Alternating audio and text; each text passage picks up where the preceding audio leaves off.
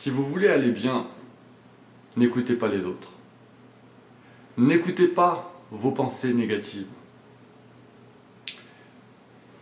Il faut bien comprendre une chose, c'est que le plus important dans la vie, ce sont nos choix. Souvent, les gens pensent que l'argent est la richesse. Mais la vraie richesse, c'est d'avoir le choix. Évidemment, le fait d'avoir de l'argent permet d'avoir plus de choix. Donc l'argent est une forme de richesse. La richesse, c'est aussi l'ouverture d'esprit. C'est aussi l'intelligence. C'est aussi le partage avec les autres. Il y a énormément de situations dans lesquelles on peut s'enrichir humainement. On peut être riche en s'améliorant. Quand on est dans l'ego, on a besoin de rabaisser les autres pour se sentir meilleur.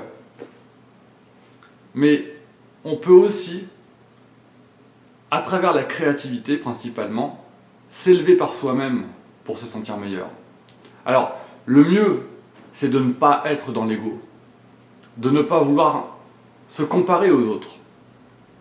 Il suffit juste de s'améliorer pour s'améliorer. Je pense que la vraie richesse, pour revenir sur mon sujet, c'est d'avoir le choix. À partir du moment où on a le choix, il faut comprendre la mécanique des extrêmes. La mécanique des extrêmes, c'est que, naturellement, on est poussé, et peut-être même qu'on nous pousse un petit peu, les médias, l'éducation nationale, tout ça, nous pousse vers les différents extrêmes. Donc, on apprend quelque chose, si on ne remet pas en question, on va dans une extrême. Et on est malheureux. On est malheureux parce qu'une extrême ne prend pas en compte l'extrême opposé. Je crois que j'en ai déjà parlé dans plusieurs vidéos. L'extrême, quand on vit dans une extrême, tout est logique. Parce qu'on ne prend pas en compte l'extrême opposé, qui lui aussi est logique. Mais l'équilibre se fait en naviguant entre les deux extrêmes, entre les deux logiques. Mais ces deux logiques, si elles prennent en compte l'extrême opposé, les deux logiques s'affrontent. Du coup, on n'est plus dans un système de logique, on est dans un système de paradoxe. Et c'est l'acceptation de ce paradoxe qui fait qu'on est dans l'équilibre, qu'on est dans la vie.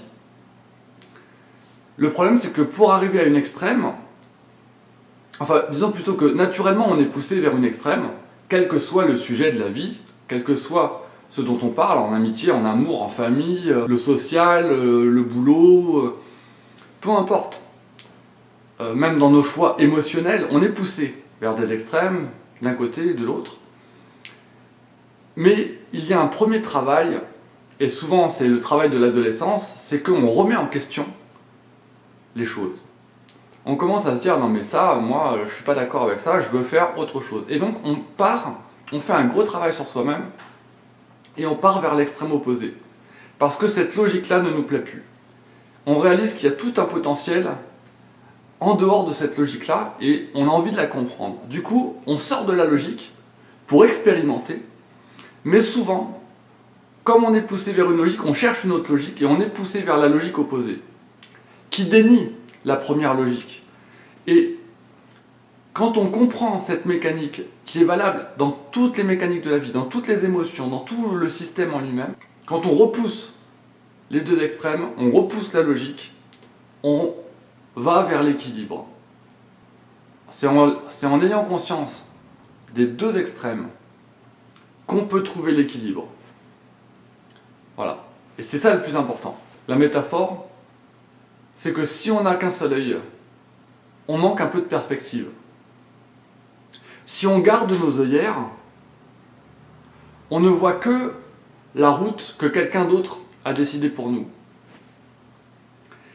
Si on se voile la face ou si on a les yeux fermés, on est dépendant des autres pour avancer. Donc, c'est très important d'avoir les deux yeux ouverts, les deux extrêmes, la conscience des deux choses. Donc si je devais résumer, gardez vos deux yeux ouverts sur le monde, mais aussi le troisième œil.